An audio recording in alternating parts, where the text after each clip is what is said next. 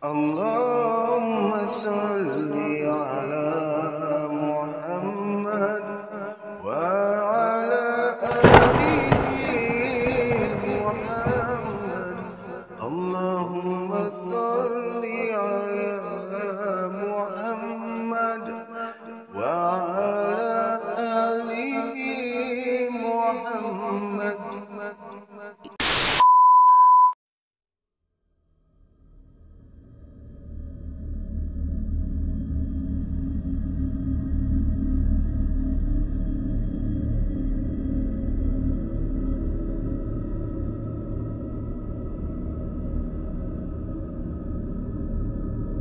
Assalamualaikum, salam sejahtera diucapkan. Terima kasih hadir lagi ke dalam channel Radio 12 Malam bersama dengan saya Angah. Minta maaf kalau dilihat cara saya upload setiap episod daripada cerita Taman Jalis, Tok Awangan, Ibu Kisah Mesti dan lain-lain ni tak ikut time yang tetap.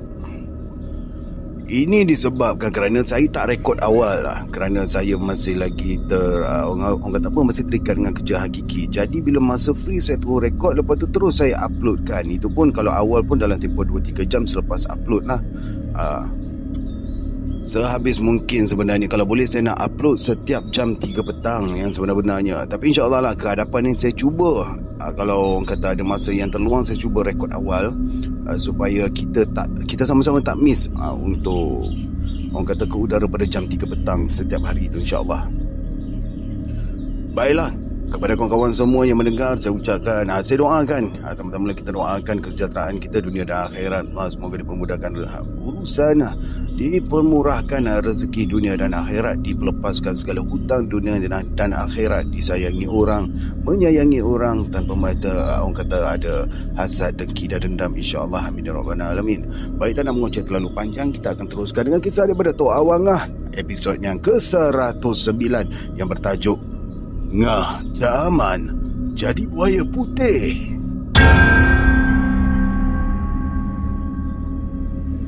Masih teringat pada saya cerita nenek mengenai kematian bapa saudara saya yang dibunuh oleh Jepun semasa mereka memerintah tanah Melayu dulu. Askar Jepun mendapat laporan yang mengatakan bapa saudara saya tu membantu bintang 3 yang bergerak dalam hutan. Kematian Ngah Zaman, iaitu adik Pak Tua Mahat, memang menyedihkan keluarga. Tetapi Pak Tua Mahat tidak boleh berbuat apa-apa untuk menyelamatkan adiknya. Kebetulan pula Pak Tua Mahat kementakap di Pahang kerana urusan dengan keluarga isterinya. Ayah saya yang menjadi Jai Kedan. Saya rasa Jai Kedan ni yang bekerja dengan Jepun ni. Mungkin mato-mato lah. Ayah saya yang menjadi Jai Kedan Jepun juga tidak dapat menyelamatkan Ngah Zaman. Maklumlah ketika itu suasana sungguh kemelut. Saya mendapat tahu yang Ngah Zaman ini seorang yang kebal dan tidak lut oleh senjata. Apakah ilmu yang diamalkannya pun saya tak tahu. Kononnya apabila ditembak oleh tentera Jepun, sedikit pun tidak memberikan bekas kepada tubuh Ngah Zaman. Ditikam dengan bayonet juga tidak memberi bekas langsung. Akhirnya tentera Jepun telah menonggengkannya dan kemudian diradak buntutnya dengan bayonet. Demikianlah berakhirnya nasib Ngah Zaman yang terkenal dengan kekebalannya itu. Sebab itulah nenek mengingatkan saya bahawa ilmu kebal itu tidak berguna dituntut, kerana yang tidak lut oleh besi hanyalah kulit sahaja. Bahagian dalam tubuh kita tetap juga terjejas. Begitulah juga yang terjadi pada Tok Alang saya yang dikatakan kebal. Suatu hari, dia dilanggar oleh kereta. Tidak terdapat kesan luka-luka di dalamnya. Hendak dibawa ke hospital untuk di-X-ray, dia enggan dan akhirnya terpaksalah terlantar di rumah hampir 2 bulan. Dia menderita sakit kerana rosak di dalam bahagian tubuhnya. Kata arwah nenek saya itu, ilmu kebal tidak ada apa-apa manfaatnya. Lagipun kekuatan ilmu kebal tidak akan dapat mengatasi sihir dari golongan setan ataupun jin. Saya tidak mempersoalkan sangat kata-kata arwah nenek saya tu. Tetapi pernah juga arwah Pak Tua Mahat mengatakan kepada saya, walaupun sihir setan dan jin boleh mengatasi ilmu kebal, tetapi sihir setan dan jin tidak akan dapat mengatasi ilmu Allah yang meliputi 7 petala bumi, 7 petala langit. Inilah yang dapat saya terangkan mengenai keluarga sebelah mak saya. Dan kematian Ngah Jaman itu tetap terasa juga kesedihannya kepada saya. Kerana peristiwa itu berlaku sebelum pun sampai 50 tahun lagi. Malah rakan-rakan Ngah Jaman itu masih ada lagi yang hidup. Saya bersetuju dengan pandangan arwah nenek saya bahawa ilmu yang sebaik-baiknya ialah ilmu yang diredai oleh Allah. Tok Haji sendiri, iaitu ayah kepada ayah saya, sering mengingatkan saya supaya hanya meminta pertolongan serta perlindungan Allah semata-mata. Kisah Ngah Jaman ini adalah baik untuk dijadikan teladan kerana kekuatan ilmu batinnya tidak dapat mengatasi keganasan tentera Jepun yang memerintah tanah Melayu dahulu.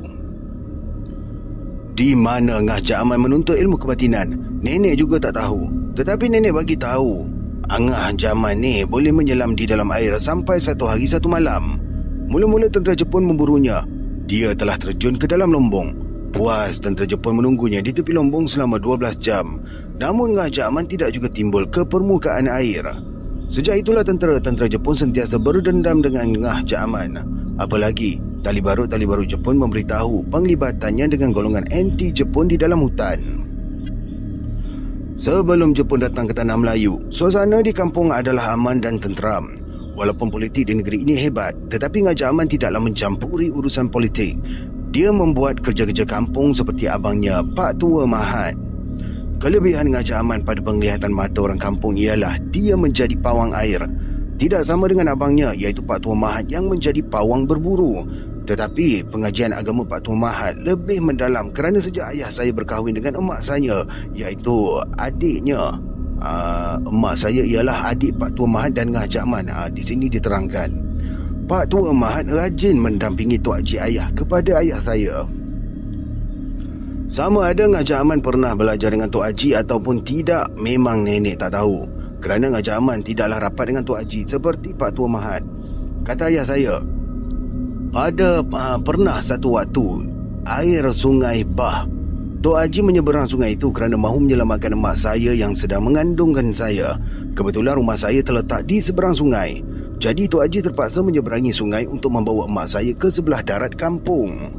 Ketika inilah orang-orang kampung melihat Tok Haji berjalan di atas air seperti meniti di atas jambatan saja. Orang-orang kampung tidak mengetahui tentang kebolehan Ngah Jaman. Hanya setelah dia berkahwin dengan Ngah Sum di kampung Kuala dan berpindah tinggal di kampung Ngah Sum, barulah orang mendengar akan kebolehan Ngah Jaman itu.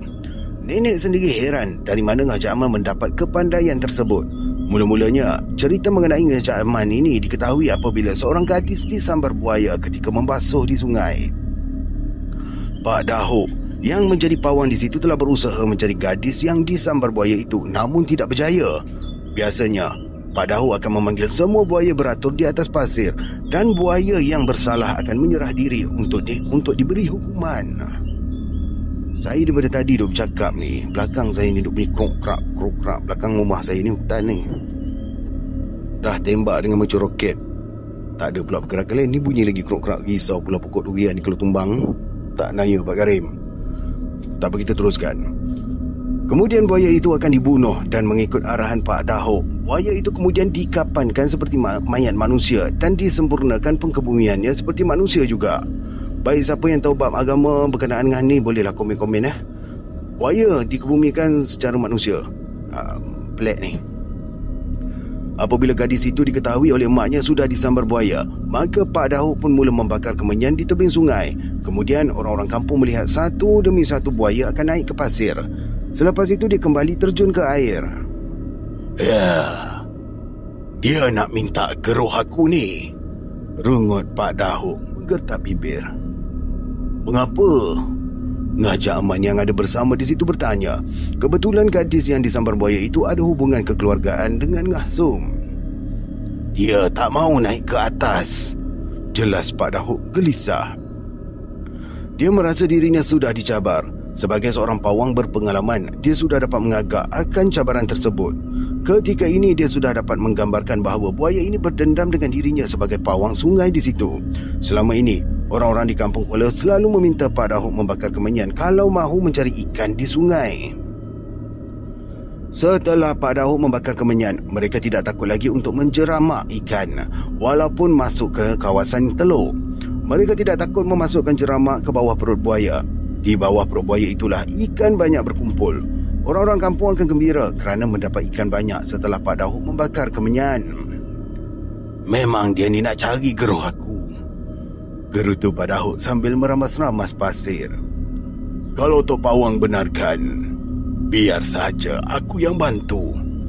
Tiba-tiba sahaja Ngah Jaman menawarkan diri. Terkejut juga Pak Daud mendengar dengan permintaan Ngah Jaman ini. Malah Ngah Som juga terkejut apabila mendengar suaminya bersungguh-sungguh mahu membantu Pak Daud. Dia percaya kalau nenek saya ada di situ, tentu nenek akan melarang Ngah Jaman untuk membantu. Maklumlah, perkara menentang buaya di air ini samalah macam menempah musuh. Sedangkan Pak Daud yang sudah bertahun-tahun menjadi pawang sungai, lagi kan tidak berdaya mengatasi keadaan itu. Awak nak buat macam mana? Ngah Som menyatakan rasa bimbangnya. Ngah Jaman tersenyum mendengar kata-kata Ngah Som. Dia tahu Ngah Som terkejut mendengar dia mahu membantu Pak Daud. Cara macam mana dia mahu membantu Pak Daud tidak pula diketahui. Boleh jadi Ngah Jaman pula akan memanggil buaya yang menyambar gadis itu naik ke darat. Boleh jadi juga Ngah Jaman akan menangkap buaya tersebut. Aku boleh membantu Tok Pawang, beritahu Ngah Jaman lagi. Pak Daud tertunduk mendengar pengakuan Ngah Jaman yang mahu membantunya itu. Disebabkan dia terdesak, maka Pak Daud pun bersetuju menerima bantuan daripada Ngah Jaman. Sebaik saja Pak Daud bersetuju ditolong, orang-orang kampung yang berdiri di tepi sungai melihat Ngah Jaman terus meluru ke air. Dia terjun ke dalam air sungai yang berarus deras itu. Baiklah, seandainya anda telah sampai ke peringkat minit ini, sekiranya anda merasakan ini adalah channel yang sesuai dan maksudnya anda meminati konten-konten cerita novel seram, cerita dari 80-an dan 90-an, ini adalah channel yang terbaik. Jangan lupa untuk tekan like dan juga share, subscribe. Jangan lupa juga share kepada kawan-kawan supaya yang lain-lain tahu tentang channel ini, supaya ianya berkembang. Baik, terima kasih. Kita teruskan. Setelah terjun ke air, Ngah Jaman tidak timbul-timbul ke permukaan air. Ngah Som mula gelisah. Setelah hampir 10 minit, Ngah Jaman tidak naik semula ke tebing sungai. Minta maaf macam gelabah sikit saya, bukan apa, sebab belakang rumah saya ni pokok durian ni bunyi krok-krek. Saya risau kalau kata-kata dia ada pokok durian yang jenis tumbang sendiri ke. Boleh komen risaulah. Saya teruskan. Jangan khawatir Som. Pak Daud mententeramkan hati Ngah Som. Dia tahu Ngah Som cemas dengan peristiwa itu. Tetapi Pak Daud sudah dapat merasakan kebolehan Ngah Jaman itu. Bagaimanapun, bukanlah mudah baginya untuk menerangkan perkara tersebut kepada orang-orang kampung, biarpun mereka melihat sendiri Ngah Jaman terjun ke air. Siapa pun tak tahu apa yang telah berlaku kepada Ngah Jaman. Sebaik sahaja dia terjun ke air kira-kira jam 11 pagi. Hingga jam 5 petang, barulah Ngah Jaman timbul di permukaan air membawa mayat gadis yang disambar oleh buaya itu. Mayat itu masih belum reput lagi, kerana pagi itu sahaja dia disambar oleh buaya berkenaan. Setelah mayat itu dibawa naik, Ngah Jaman tidak menceritakan apa-apa mengenai peristiwa yang berlaku semasa dia menyelam ke dalam sungai selama 6 jam.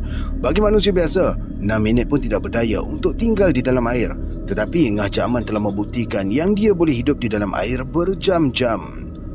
Sejak peristiwa gadis membasuh kain di tebing sungai disambar buaya, orang-orang kampung Kuala itu takut untuk mandi ke sungai. Mereka juga takut menangkap ikan ke sungai. Malah mereka tidak berani lagi untuk menjeramakkan ikan, walaupun Pak Daud sanggup membakarkan kemenyan. Perbuatan Ngah Jaman menyelam ke air itu diceritakan oleh Ngah Som kepada nenek saya apabila dia berkunjung ke rumah nenek. Ngah Jaman hanya tersengih-sengih sahaja bila dimarahi oleh nenek. Bagaimanapun, nenek sendiri merasa kagum akan kebolehan Ngah Jaman. Tetapi apabila diberitahu pada Pak Tua Mahat, dia merasakan tidak ada apa-apa anehnya tentang kebolehan adiknya itu. Katanya, tidak ada yang mustahil kalau diizinkan oleh Allah. Beberapa tahun kemudian barulah Ngah Jaman menceritakan pada Ngah Som bagaimana dia mencari gadis yang disambar buaya itu. Ngah Jaman menceritakan pada isterinya sebab ketika ini orang-orang di kampung Kuala telah menjadikan Ngah Jaman sebagai pawang air setelah Pak Daud meninggal dunia. Semasa Pak Daud meninggal dunia, dia menghempas-hempaskan badan seperti seekor buaya. Kakinya melibas ke kiri ke kanan seperti ekor buaya yang melibas juga. Apa yang diceritakan oleh Ngajak Aman kepada Ngasum diceritakan semula oleh Ngasum kepada nenek. Cerita ini pula disampaikan oleh nenek kepada saya. Sebaik saja Ngajak Aman terjun ke air, dia didampingi oleh akuannya. Okey, di sini diterangkan akuan itu ialah sahabat kepada mereka yang mempelajari ilmu pawang, dan ini tidak ada pada mereka yang mengamalkan ilmu-ilmu Allah, kerana bagi mereka yang memberi pertolongan dan perlindungan hanyalah Allah semata-mata. Baik, itu penerangannya. Ngajak Aman hanya menyebut Tok Syekh saja mengenai akuannya itu. Kau ni berani buta aja, Cak Aman. Tok Syekh memarahi Ngajak Aman. Oh, aku tahu Tok Syekh akan datang juga, sahutnya penuh yakin. Cepat naik ke atas belakang aku, perintah Tok Syekh. Ketika ini Tok Syekh sudah menjelma menjadi buaya putih. Ngajak Aman mematuhi perintah Tok Syekh, lalu naik ke atas belakang buaya putih itu seperti menunggang kuda. Ngajak Aman dibawa menghilir sungai jauh dari tempat orang berkumpul. Dengan panduan buaya putih itu, dia dibawa ke tengah sungai berarus deras yang terdapat sebatang tunggul kayu. Di celah-celahan akar bawah tunggul kayu itulah mayat gadis itu tersadai. Memang menjadi kelaziman buaya, dia tidak akan memakan mangsanya selagi tidak reput. Sebab itulah, gadis yang menjadi mangsanya itu diletakkan di situ, sementara mayatnya menjadi reput. Apabila sudah reput barulah dimakannya, kerana buaya memang memakan bangkai, iaitu daging yang sudah pun reput. Mujurlah, mayat gadis itu ditemui sebelum sempat dimakan oleh sang buaya. Dengan bantuan Tok Syekh, Ngajak Aman cuba mengeluarkan mayat tersebut dari celah-celah akar kayu. Sekonyong-konyong datanglah seekor buaya besar menuju ke arah Ngajak Aman. Setelah mangsanya diletakkan pada celah akar kayu, buaya itu akan tetap menjaganya supaya tidak disambar oleh buaya yang lain. Dari Tok Syekh itulah Ngajak Aman mendapat tahu bahawa setelah buaya berkenaan menyambar mangsanya, dia membunuhnya terlebih dahulu ke dalam air. Selepas itu dia akan menjulang mangsanya ke permukaan air sebanyak 3 kali sebagai menyatakan bahawa bukan dia yang membunuh mangsanya, tetapi air. Macam tu pula ya.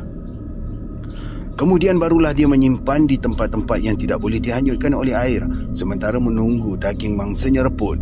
Di samping itu, dia memerhatikan dari jauh supaya tidak ada buaya-buaya lain yang melarikannya. Dia akan menjengah beberapa kali untuk memastikan sama ada mangsanya itu sudah reput ataupun belum. Ketika Ngajak Aman sedang mengeluarkan mayat gadis itu dari celah akar tunggul di tengah air, tidak disedarinya buaya berkenaan mara ke arahnya. Cepat-cepat Tok Syekh melaung ke arahnya. Hoi, Cak Aman, kenapa kau ni lalai sangat? Suara Tok Syekh bergema kuat. Ngajak Aman berpaling ke arah buaya yang datang meluru ke arahnya. Dia bersiap sedia menunggu kedatangan musuhnya. Ketika ini dirasakannya Tok Syekh menyambar dirinya. Dia masuk ke dalam mulut Tok Syekh seperti duduk di dalam balang kaca. Ngajak Aman nampak bagaimana Tok Syekh yang menjelma menjadi buaya putih memukul buaya yang datang mahu menyerang itu dengan ekornya. Setiap kali buaya itu mahu menyerang, Tok Syekh memukulnya sampai terhambur ke atas permukaan air. Tok Syekh mendapat tahu itulah buaya ganas di sungai itu yang ditakuti oleh buaya-buaya yang lain. Malah Ngajak Aman sendiri mengagakkan tentulah buaya itu merupakan penghulu buaya di situ. Sebab itulah dia tidak naik ke atas darat bila diseru oleh Pak Dahu. Dan ini berarti dia tidak mahu lagi tunduk kepada kekuasaan Pak Dahu. Tetapi selepas menerima tentangan hebat dari Tok Syekh, buaya itu lari jauh dari situ. Bahagian pinggang buaya itu bagaikan patah dipukul oleh Tok Syekh. Pasal itulah dia terpaksa melarikan diri selepas merasakan kesakitan akibat dipukul oleh Tok Syekh. Bagaimanapun Ngajak Aman seolah-olah mendapat memahami pertelingkahan di antara Tok Syekh dengan buaya tersebut.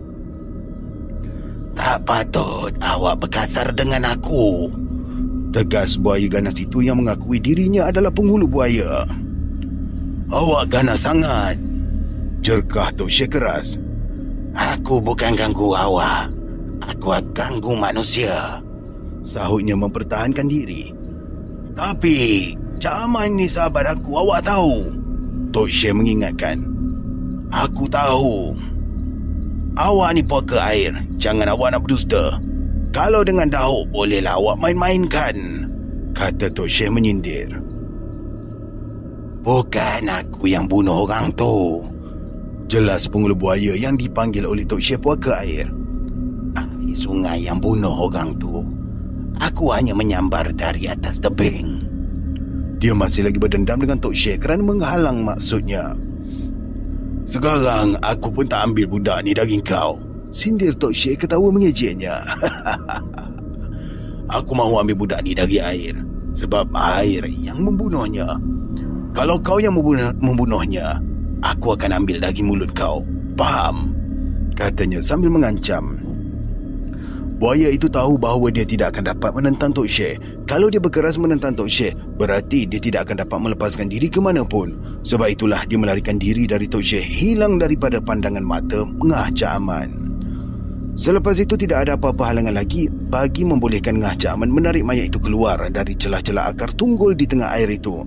Mayat itu kemudiannya selamat dibawa semula ke darat dan dikebumikan dengan sempurna. Itulah yang diceritakan oleh Ngah Ja'aman kepada Ngah Som mengenai pengalamannya menyelamatkan mayat gadis yang disambar buaya itu. Sejak itu juga orang-orang kampung Kuala iaitu kampung Ngah Som mengagumi akan kebolehan luar biasa Ngah Ja'aman. Hanya Pak Tua Mahat sahaja menasihatkan Ngah Ja'aman supaya tidak meneruskan amalan yang dikira oleh Pak Tua Mahat itu bertentangan dengan akidah. Malah Pak Tua Mahat mengatakan seseorang yang menuntut ilmu melemahkan buaya, maka lambat laun kematiannya adalah disebabkan oleh buaya juga.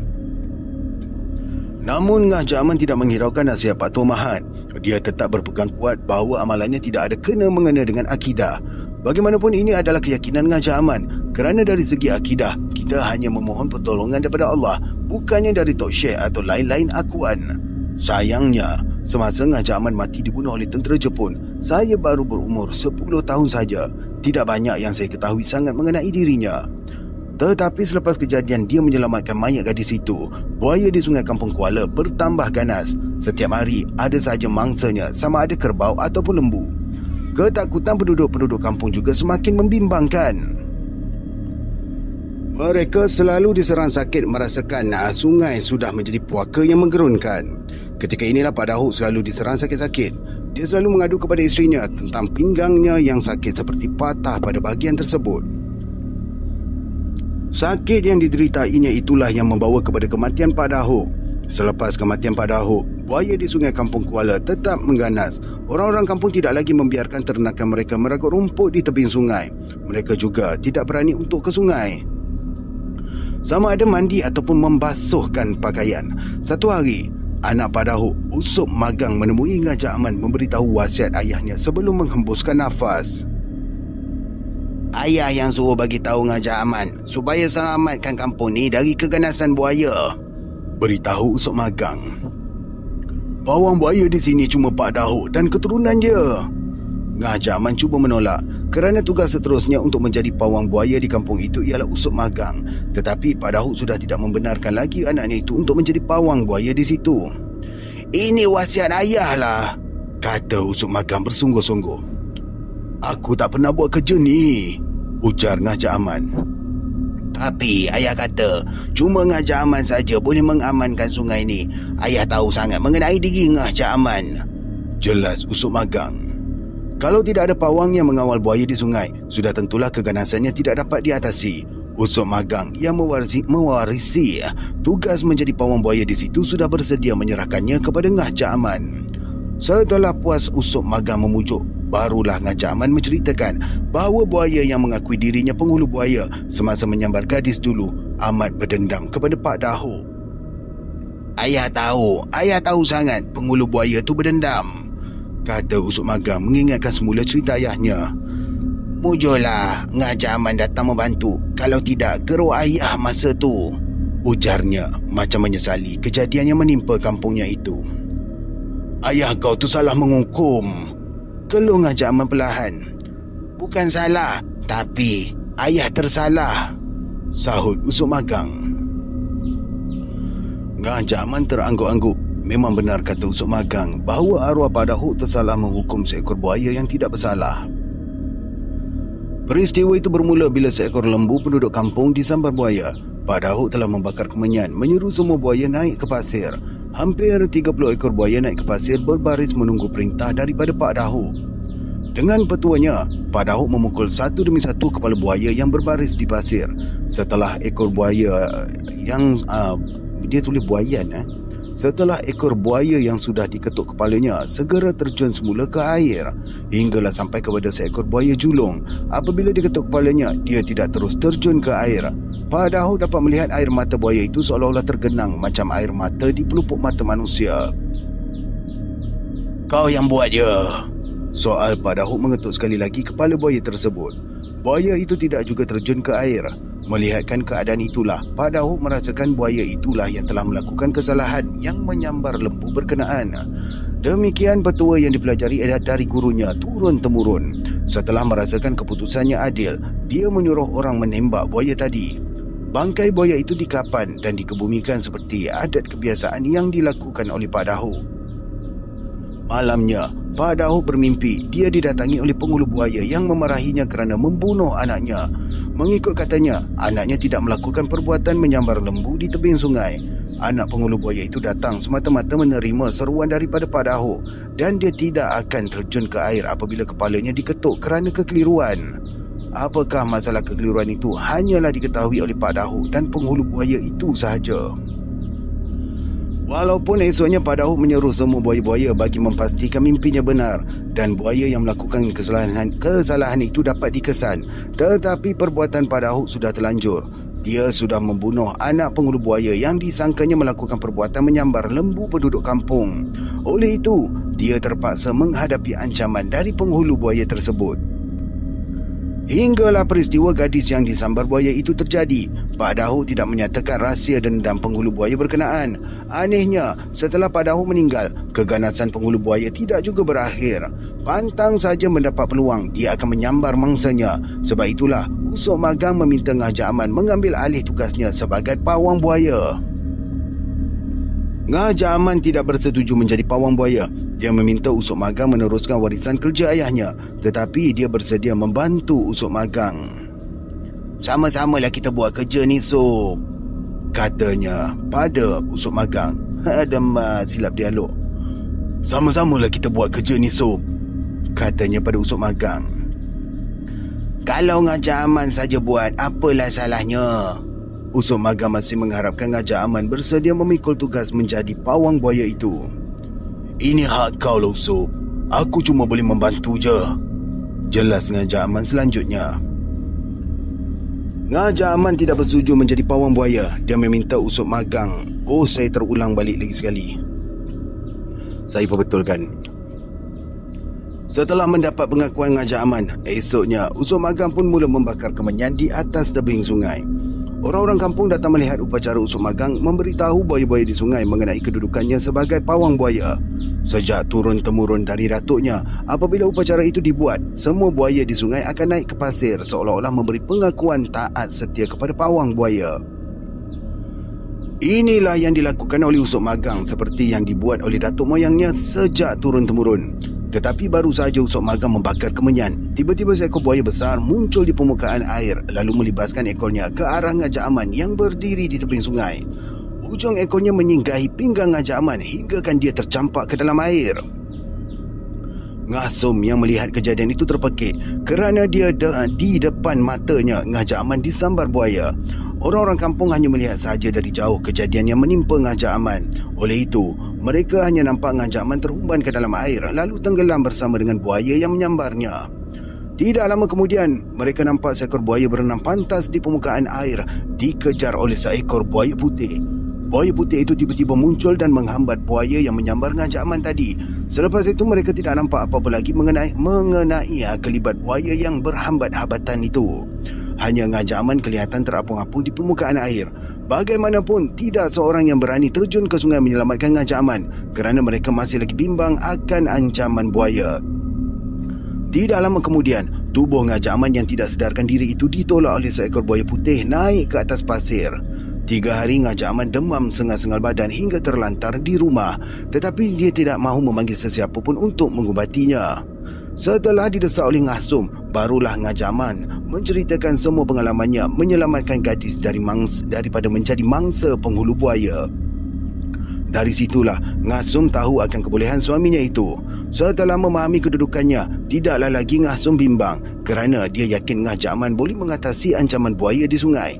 Malah orang-orang kampung juga sering nampak buaya putih muncul di permukaan air. Sejak buaya putih itu sering kelihatan, keganasan buaya di Sungai Kampung Kuala tidak ada lagi. Orang-orang perempuan yang membasuh kain di tebing sungai tidak lagi nampak kelibat buaya. Ternakan meragut rumput di tebing sungai pun tidak lagi disambar buaya. Cuma mereka diingatkan oleh Ngajak Aman, jangan sekali-kali membasuh pinggan mangkuk ataupun sengkalan di sungai. Siapa tahu sengkalan ni apa, boleh komen di ruangan komen yang sengkalan. Apa tu sengkalan? Ingat sob, pantangkan orang-orang kampung jangan basuh pinggan mangkuk di sungai. Ngajak Aman mengingatkan. Usop Magang menganggukkan tanda akan mematuhi perintah Ngajak Aman. Sengkalan atau pelesung batu menumbuk lada juga jangan basuh di sungai, katanya lagi. Usop Magang bersetuju dengan syarat-syarat yang diberikan oleh Ngajak Aman. Sejak itu, sering orang melihat buaya putih timbul di permukaan sungai. Orang-orang kampung tidak menghiraukan sangat pasal buaya putih yang timbul di sungai kerana mereka sudah tahu mengenai Ngajak Aman. Malah ada yang mengecaki bahawa buaya putih itu adalah jelmaan dari Ngajak Aman sendiri. Ini disebabkan ada di antara mereka yang melihat Ngajak Aman turun mandi ke sungai, kemudiannya hilang. Tidak lama selepas itu, muncullah buaya putih.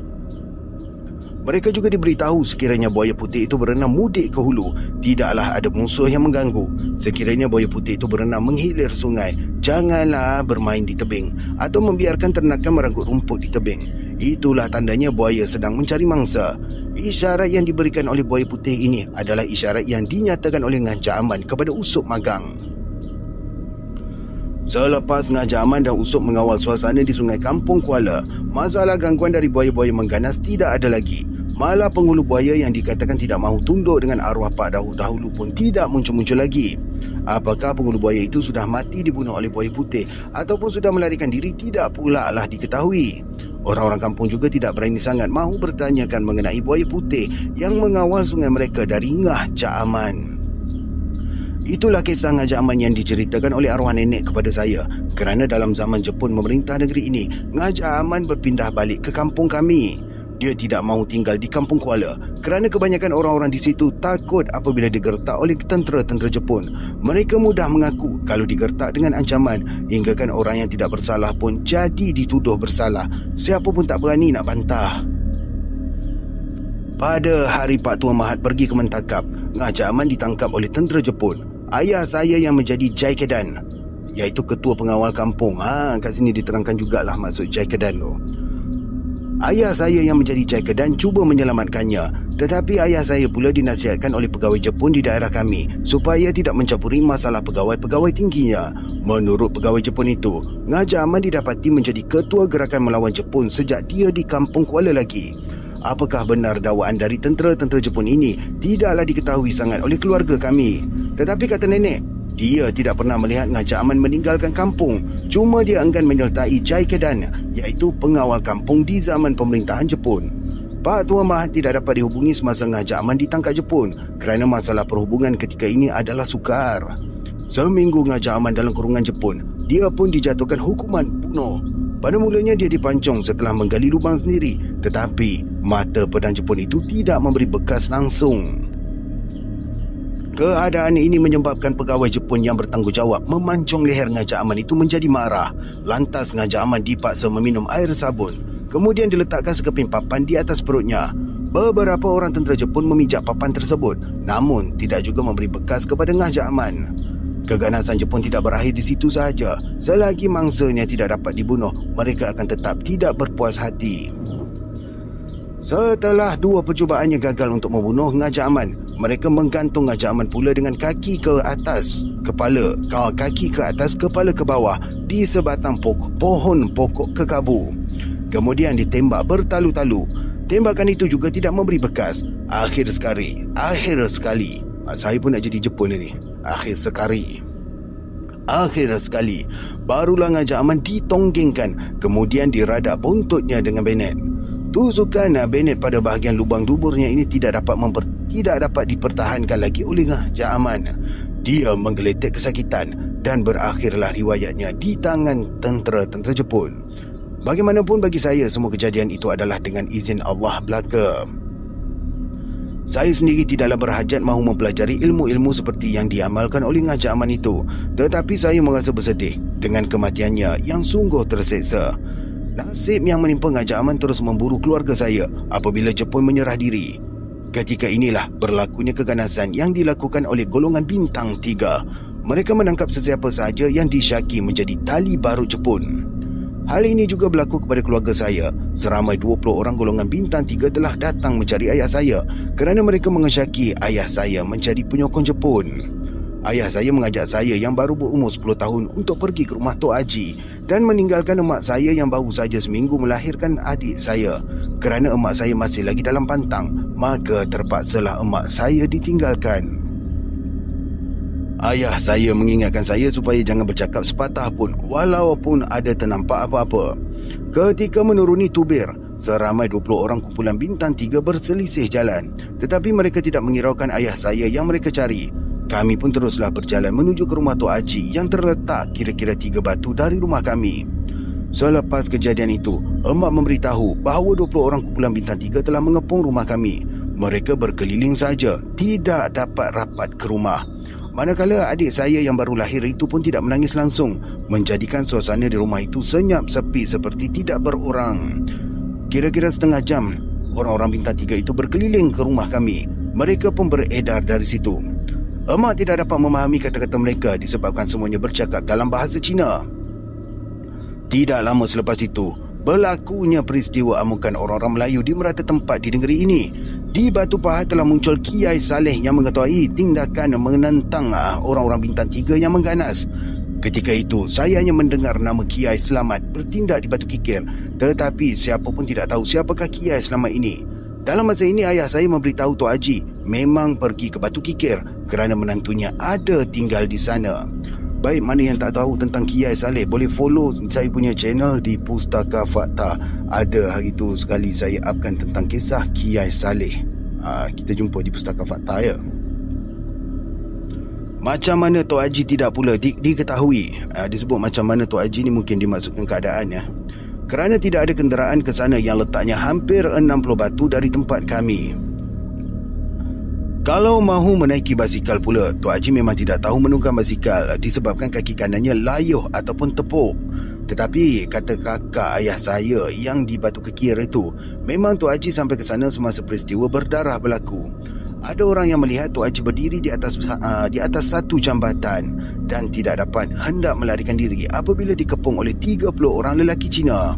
Disebabkan tidak boleh mengelak lagi, lantas Tok Haji menangkap pinggang salah seorang lelaki Cina itu seperti seekor harimau yang menggonggong kambing sahaja layaknya. Dia menepuk-nepuk punggul lelaki itu dengan tapak tangannya. Tiba-tiba seluruh anggota badannya luruh seperti ranting kering. Melihatkan keadaan kawannya itu, maka habislah lari semua lelaki Cina yang mengepungnya tadi. Bagaimanapun, apa yang dilihat oleh orang ramai ini tidak diakui oleh Tok Haji. Semasa ayatnya, saya pernah bertanya kepada dia mengenai peristiwa itu, tetapi Tok Haji tetap menafikannya. Inilah kisah keluarga saya yang dapat saya kumpulkan semasa berlakunya peristiwa kemelut di masa pemerintahan Jepun dan selepas Jepun menyerah kalah sebagai memenuhi permintaan penerbit buku ini. Wow. Baru faham kisah ni diceritakan atas permintaan penerbit buku ni. Alright. Saya harap anda pembaca dapat menganggapnya sebagai hiburan saja kerana untuk menjangkau masalah-masalah seperti ini bukanlah kudrat kita. Dengar tu, dia pun dah berpesan di sini. Saya sendiri mendengar cerita semasa berlakunya rusuhan di negeri kita dalam tahun 1969 dahulu.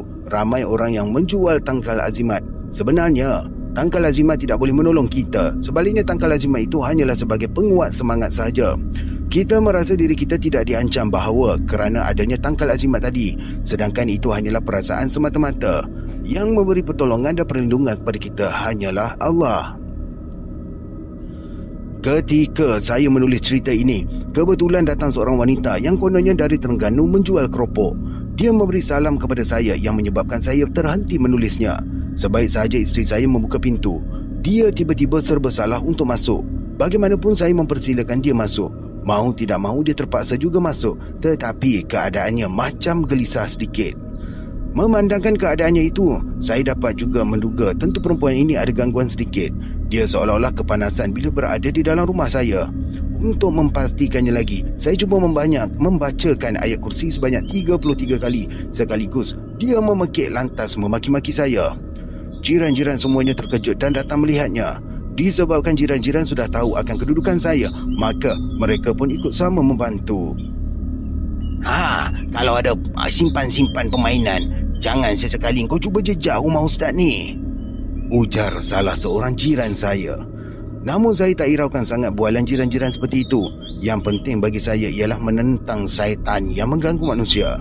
Gangguan syaitan ini akan berterusan kepada manusia selagi manusia tidak teringat dan memohon pertolongan kepada Allah.